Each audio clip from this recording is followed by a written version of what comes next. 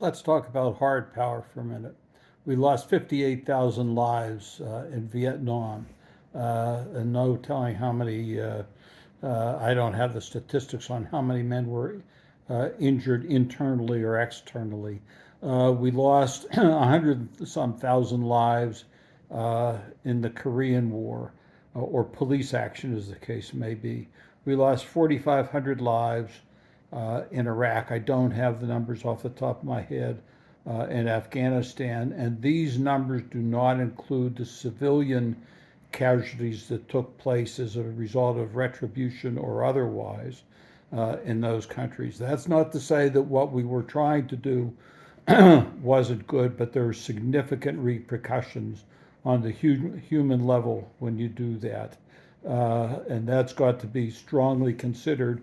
And as I said earlier, we no longer use soft power because these clowns don't understand it.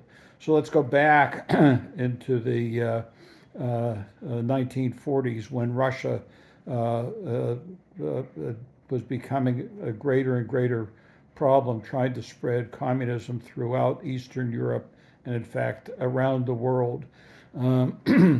We had, there's a very famous memorandum, the Keenan memorandum, Keenan was our charge d'affaires, or comparable to our ambassador to Moscow during the war. He wrote a 5,000 word memorandum to President Truman that talked about how to deal with Russia and what became the Soviet Union over the long term.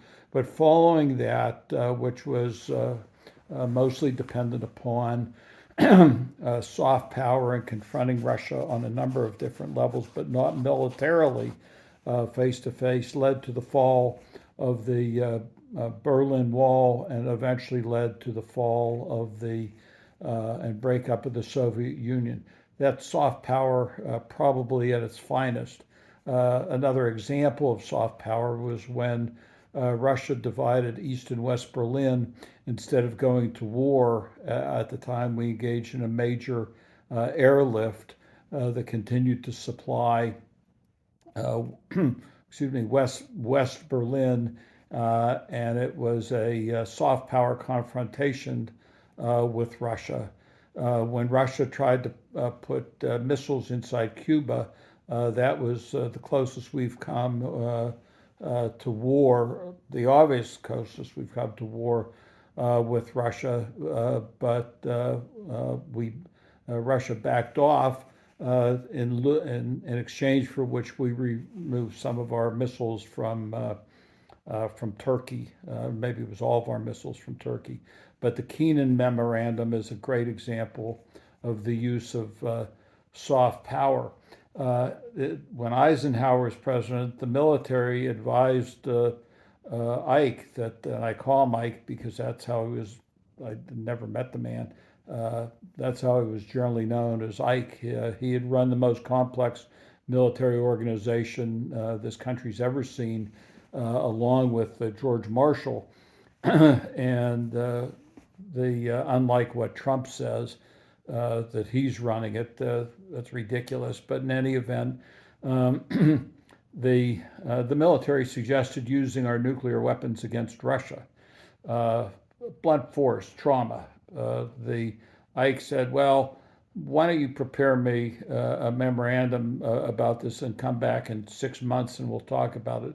He knew that that blunt force trauma made no sense then, and it would make no sense for America over the long haul. Obviously, nothing came of that. But another prime example of where Eisenhower didn't believe in the use of hard power was when England, France, and Israel decided to take over the Suez Canal because they didn't like the way Prime Minister Nasser was running Egypt and was beginning to deal with Russia on arms supplying. Eisenhower, instead of approving that, immediately stepped in and told them to get the hell out of the Suez Canal. It was none of their business, and this was an internal affair of Egypt's. as you take a look at Egypt over time,